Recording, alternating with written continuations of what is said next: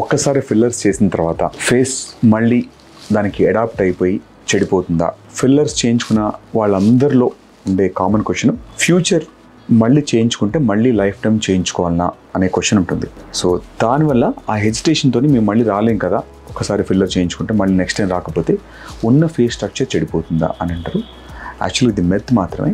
మనం ఫిల్లర్ కనుక చేయించుకున్న తర్వాత అది ఆటోమేటిక్గా బాడీలోంచి యూజువల్గా దాని టైప్ ఆఫ్ ఫిల్లర్ని బట్టి 6 months to 1.5 year టైం యూజువల్గా ఫిల్లర్ మనకు బాడీ నుంచి ఎగ్జిట్ అయిపోతుంది. మన బాడీ దాన్ని తీసేస్తుంది. మ్యాక్సిమం 1.5 year కంటే తర్వాత ఫిల్లర్ ఉండదు. అక్కడ ఫిల్లర్ ఇచ్చినప్పుడు మనకు ఆ వాల్యూమ్ రావడం ప్లస్ నీట్గా కనపడడం ఉంటుంది తప్ప ఫిల్లర్ పోయిన తర్వాత ఎలాసిటీ పోయి ఎగ్జిస్టింగ్ ఫేషియల్ స్ట్రక్చర్ అయితే ఎటువంటి ప్రాబ్లం ఉండదు. సో ఫిల్లర్ చేయించుకున్నప్పుడు ఉన్న బెనిఫిట్ ఉండకపోవచ్చు, కానీ అట్లీస్ట్ మన ఫిల్లర్ చేయకముందు ఎట్లా అయితే ఉందో ఫేస్, సో మళ్ళీ ఆ ప్రీవియస్ షేప్కి వచ్చేస్తుంది తప్ప ఫర్దర్ డ్యామేజ్గా అలాంటి ఏది ఉండదు ఫిల్లర్ చేయించుకోనంత మాత్రాన. సో ఎవరైనా ఫిల్లర్ అటెంప్ట్ చేయాలి, ఒకసారి చేసుకోవాలంటే ఖచ్చితంగా మీరు ఫిల్లర్ అటెంప్ట్ చేసుకోవచ్చు. బట్ మీరు ఫిల్లర్ చేసేటప్పుడు ఓవర్ వాల్యూమ్ అంటే ఎక్కువ వాల్యూమ్ చేసుకోకుండా మినిమల్గా ఎంతైతే రిక్వైర్మెంట్ ఉందో అంతే చేయించుకోవాలి. నెంబర్ 2, స్పెషలిస్ట్ని కరెక్ట్గా చూస్ చేసుకోండి.